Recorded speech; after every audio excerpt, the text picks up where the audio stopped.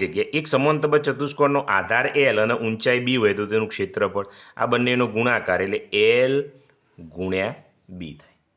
હવે વર્તુળનો વ્યાસ બરાબર ખાલી જગ્યા ગુણ્યા ત્રિજ્યા, કે ત્રિજ્યા કરતાં ડબલ હોય એટલે અહીં 2 આવે. વર્તુળનો પરિઘ એટલે 2πr, વર્તુળનો પરિઘ એટલે 2r જતો રહે તો અહીં શું આવે? વ્યાસ છે એટલે 2r થયો ના પાઈ આવે. ખ્યાલ આવે છે?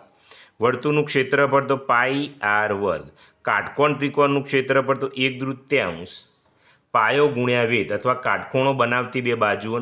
આમ તો 1/3 પાયો ગુણ્યા વેધ લખાય, પણ તમારી ગાઈડમાં એવું આપેલું છે પાછળ 1/3 અને કાટખૂણો બનાવતી બે બાજુના માપનો ગુણાકાર. 1/3 પાયો ગુણ્યા વેદ એ ચાલે, 1/3 BH એ ચાલે. અર્ધવર્તુળની પરિમિતિ તો અર્ધ પરિમિતિ થઈ વત્તા 7 એટલે 2r, એટલે અહીં 7માં શું આવશે?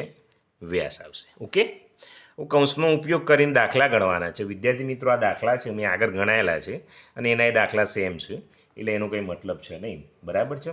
તો પહેલામાં શું આવશે? 48 આવશે. હું ગણાવતો નથી, તમને ના આવડે તો મને કોમેન્ટ કરજો, હું અવશ્ય ગણાવીશ. બરાબર. બીજામાં આવશે 30 આવશે. ત્રીજામાં આવશે 17.2 આવશે, આ પોઈન્ટમાં આવશે. ચોથામાં 44 આવશે. પાંચમામાં 154 આવશે. છઠ્ઠામાં 24 આવશે.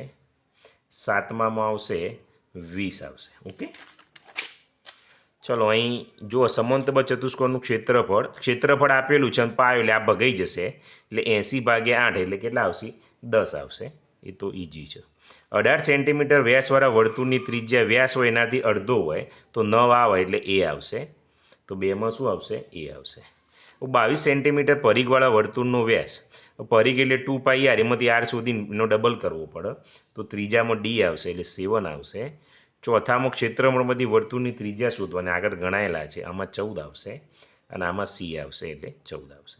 એ વિદ્યાર્થી મિત્રો આપણું ચેપ્ટર છે આપણે પૂરું કરીએ.